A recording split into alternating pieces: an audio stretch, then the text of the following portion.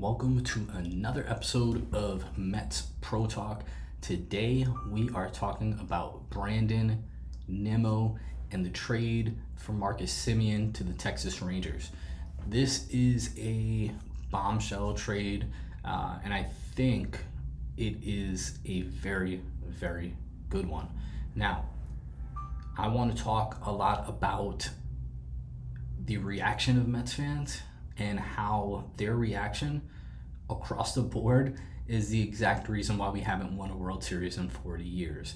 Now, I spoke about this in the last video about Pete Alonso, and talking about how the fan base puts pressure, and they put a lot of pressure on the front office and ownership sometimes to make deals that the front office may not want to make.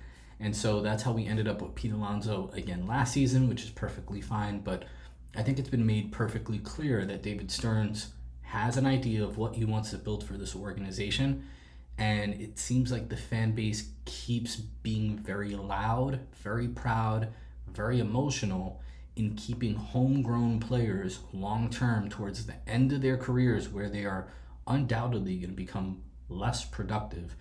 And that leads to the front office feeling pressure to make a deal when they normally wouldn't. Now, Brandon Nimmo is a different story a little bit. He's obviously a homegrown guy. He's been in the organization for 14 years, but he is someone who signed a massive deal, $165 million, to be someone who is a very one-dimensional player. His calling card is that he gets on base. Now, out of the leadoff spot, that would be great. The problem is, if you get on base and you can't swipe a bag and get yourself into scoring position, you're deemed kind of useless, which is why Lindor thrived in the leadoff spot for the Mets, because he has pop, he can hit the ball out of the park, he can also get on base with singles, doubles, he's a very good hitter, but then he can also swipe you 30 bags a year. That's something that Brandon Nimmo probably has the potential to do, but doesn't, because he's not a good base runner. Now, I love that we are able to produce players who are homegrown and the fans love them. You know, Brandon Nimmo is a grinder. He's one of the most lovable players in Mets history. Always smiling, always working hard. The last couple of years, ever since he signed his extension, honestly, we've seen a lot more emotion out of him than we did prior to his extension. Whether it's the catch in center field, DeGrom, off of DeGrom, that he robbed the home run, came back, pumped his fist. That's like probably his most iconic moment as a Met for Nimmo. Or him getting upset in the dugout, yelling at the other team, which is also something we haven't really seen much of prior to his extension. Nimmo, you could tell he tried very hard and thought his extension was going to make him the captain of this team. And according to Adam Ottavino, it pissed him off.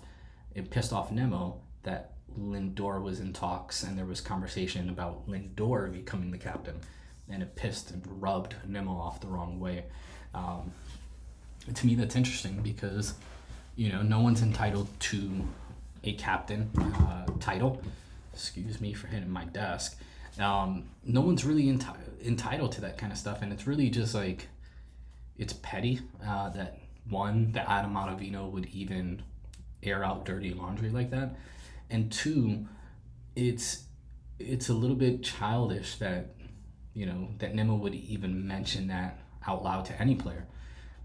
Especially knowing that, sometimes players do things like Adam Ottavino, where they go out and they air out dirty laundry because they have a gripe or because they're just not that intelligent, and so they just want to talk and don't have a filter on themselves, and or maybe they're just trying to make a name for themselves in a post-playing career like Adam Ottavino is. Whatever the case may be,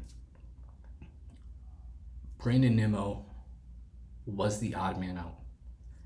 As much as we want to say it's just McNeil, and believe me, I am number one on the train of like, McNeil has to go, it's a lot more difficult to move McNeil because, one, he's super versatile, so he helps us He can play third, he can play second, he can play first, he can play all three outfield positions, and he could DH. As much as I can't stand Jeff McNeil, he is a super utility guy for us.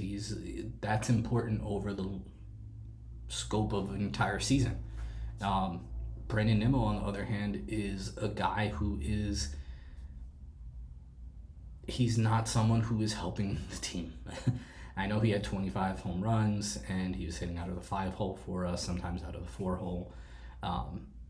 His best use is hitting in the leadoff spot, but he has not made any effort to become better at stealing bases, which is what's going to take him from basically being a T-Moon Juan Soto to being like an elite MLB player. Like, go hire a running coach, learn how to run properly. Nimmo has regressed substantially since moving to left field. He's not a good defensive left fielder. Lord knows his arm is the worst probably in Mets history. He is the worst when it comes to arm strength in baseball. And there's a lot of guys with weak arms. His like tops all of them by like a whole stratosphere. He gets on base at a high clip, but he cannot steal bases. At the end of the day, like, dude, you're one-dimensional. If you can't field, you can't throw, and you can't run, you better be able to hit 40-plus home runs a year like a Giancarlo Stanton. But you can't even do that. He's a 25 home run guy, which is good, I guess. I mean, it's not like it's not replaceable. And he's going to, probably get on base at around a 400 clip, which is excellent. But the problem is Mendoza and Stearns have him hitting in the 5-hole. So when you're hitting in the 5-hole, he has no protection behind him because our lineup 6 through 9 is horrendous. So when you're getting on base at a 500 clip and you're not driving in the runs of the 5 guys ahead of you, then you're useless because you're getting on base. You can't steal second. You can't steal third. You're useless. You're rendered useless as a number 5 hitter. And so that's why we see a lot of his empty stats in the 2025 season. Lots of empty stats.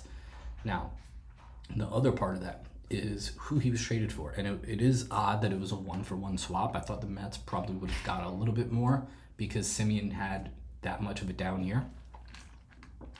But it made sense. Financially, I look at it like this. I've used to be the guy who like got so emotional over our players. I wanted to keep our players. Nothing hurt me more than when Jose Reyes left the Mets for the Marlins. But with that being said, because Jose Reyes left us for the Marlins, I have since become a very rational thinking person. And now I understand why guys like that go and why it's okay to let them go. Reyes had one great year after he left to the Marlins, and then his career went downhill after that. It's not a knock on Reyes, but that's just what happens to guys who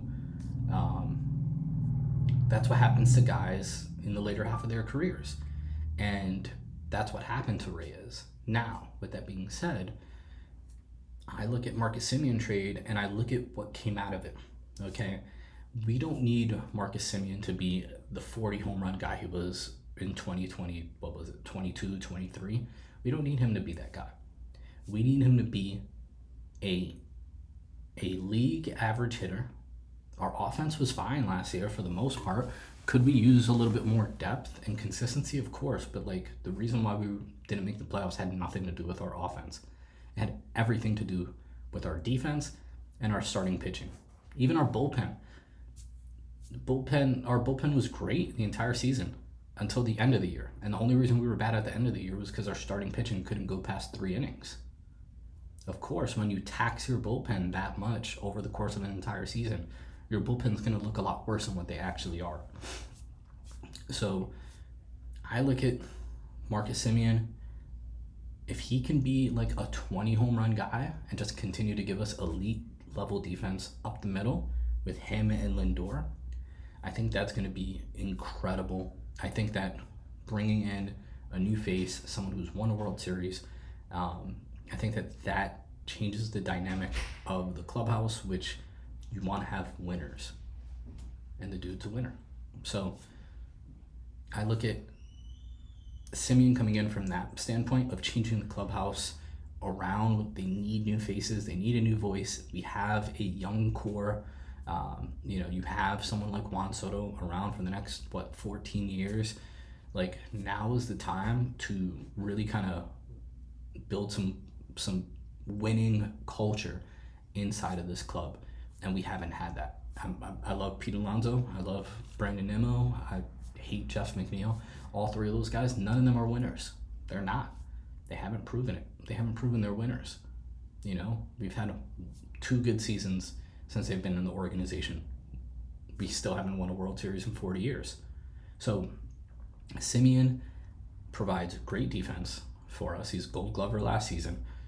He has potential to be a average to above average offensive player at second base if he can recapture some of what he had 2 years ago and 3 years ago, which it's not like some out of this world suggestion to think that he could bounce back from what he did last year offensively. But even if he doesn't, it's okay. I mean, it's not like we're going to have any less production out of second base than we already had. Like, second base last year was not we didn't have anything. We had a revolving door of Luis Angel Acuna, Brett Beatty, Ronnie Mauricio, and Jeff McNeil. We need a little stability there. We already know Brett Beatty's not going to be the answer because he's already been committed to be the full-time starting third baseman. We know it's not going to be Luis Angel Acuna because he hasn't shown that he can hit consistently at the major league level. Defensively, yes, Angel Acuna is incredible, but I can't foresee Luis Angel Acuna capturing a starting gig unless someone gets hurt. McNeil is going to be a super utility guy. I wouldn't even want to see him at second base anymore ever again. I don't even want to see him in a Mets jersey. I just want him gone. But Semien gives us stability. We know that we're going to have a Gold Glove second baseman there for the next 3 years. So we solve that problem. We solve the problem of needing a solid number 2 hitter so that we can extend our lineup a little and put Soto in the 3-hole, Lindor in the leadoff spot. Now, obviously, we need to round up the rest of the roster, but it's only November. The winter meetings haven't even started. We're going to be just fine. They're going to get bats. They're going to get arms. Relax, Mets Nation. Now, the second part of that is the reason why I like this trade also is because we get rid of 2 years of Nimmo's back end of the contract. Semien's for here and 2 more years after this season, so 3 years total. Nimmo has 5. Now, if Nimmo's already regressed this much, imagine the next 5 years what he's going to be defensively and offensively. His power is going to get tapped, so he's going to go from a 25 home run guy probably to presumably a 17, 18 home run guy who can't steal bags, can't run the bases, can't throw the ball. He's going to be probably one of the worst baseball players in the league by the end of his contract. That's just being realistic, and you can agree with it or disagree, doesn't matter. Semien will be gone in 3 years. That gives us flexibility long term to just have that $70 million or $50 million that we would have been paying Nimmo off the books. I'll take that all day. It costs us nothing to swap Nimmo for Semien financially. It's a 1-for-1 trade, almost the same exact amount of money. We actually sent money to Texas to offset their contract. So we're not spending more, we're not spending less, maybe a little bit more short term, but long term we're saving $50 million so that we can use that on people who are going to be better. And I think we look at this concept of how winners are built, and Steve Cohen has spoke about wanting to be the East Coast Dodgers. Well, how have the Dodgers won? They've won by utilizing 2 strategies. One, you develop elite talent, right? You develop that elite talent in your farm system. After they get to the major leagues and they perform about 2 years before they are, or 1 or 2 years before they hit free agency, you trade them off for a massive haul of prospects. And those are your next crop of elite superstars. And then what they do is they take advantage of the fact that they have a lot of money, and then they fill out their holes on their roster with free agents with all the money that they have. And then now your next crop of superstars are out. You trade off the superstars that you have on your roster before they hit free agency. You get your new crop. So your farm system's always going to be incredible, and your major league system's always going to be incredible because you're filling in your holes with the best free agents available. The Mets could do that. That's what they're trying to do. But they have to get the roster in a position where they're able to do that, because the front office before Stearns gave extensions to a lot of these guys instead of trading them. And so we're not trying to fall into that same mistake that prior offices have done. And this is where the Mets fan base ruins everything, because whether we like it or not, the Mets fan base, our voices do have power. And when you keep screaming, we want Alonso, we want Alonso, we want Alonso, and you have an owner who wants to make the fan base happy, sometimes the emotions of the fan base push the front office to make deals they normally wouldn't make. Now I give it up to Stearns because he's not allowing it to turn into a long-term issue, right? He's sticking to his guns. You want Pete Alonso, we'll give you Pete Alonso, but we're not going past 3 years. And if he doesn't want 3 years, fuck off. Like, honestly, that's what it comes down to. Like, Pete's not going to get a 7-year, $200-something million deal from David Stearns. It's not going to happen. He's not a 25-year-old Juan Soto. He's a 33-year-old Pete Alonso.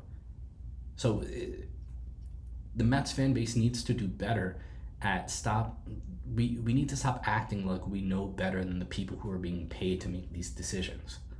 And you need to stop being so loud and proud when you have a homegrown player that you want so desperately to stay long term. Like, who cares if Pete Alonso ends his career as a Met or if he doesn't? I would take a World Series if it meant Pete Alonso finishes his career as a Yankee. I could care less where he finishes his career. I want the Mets to win a World Series, and that should be your mindset.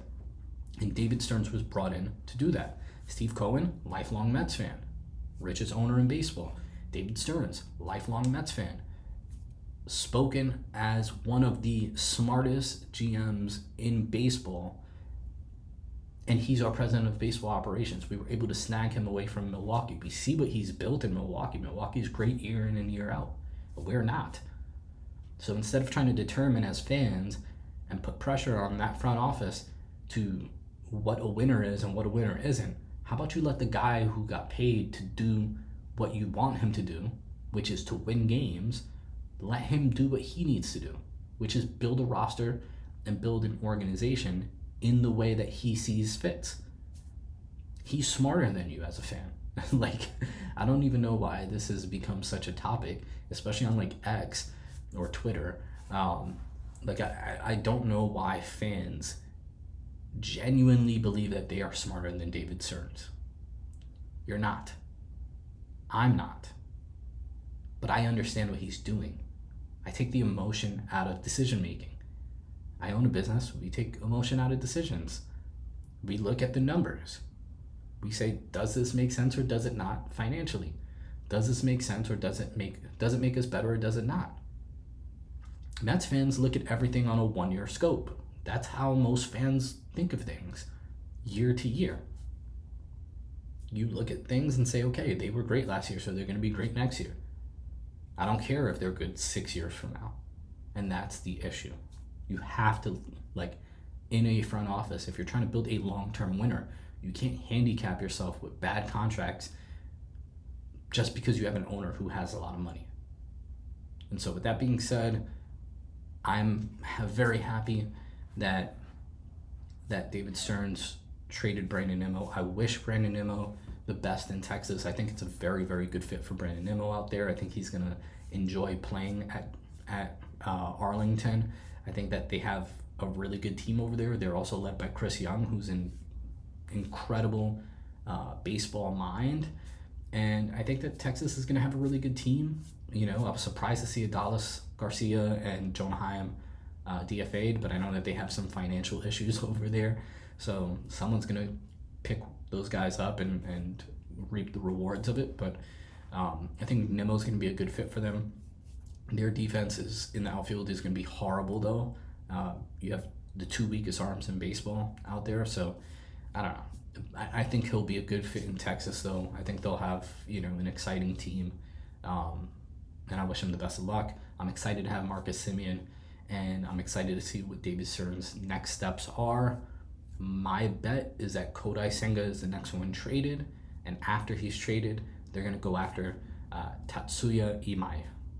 I hope I said his name right. I don't know, but the Japanese pitcher who already stated that he doesn't want to play on a team with any Japanese people, which is why I think Kodai Senga is going to be on the express train out of New York, and that'll open up an opportunity for us to go get Tetsuya and have hopefully a very, very competitive arm at a affordable cost.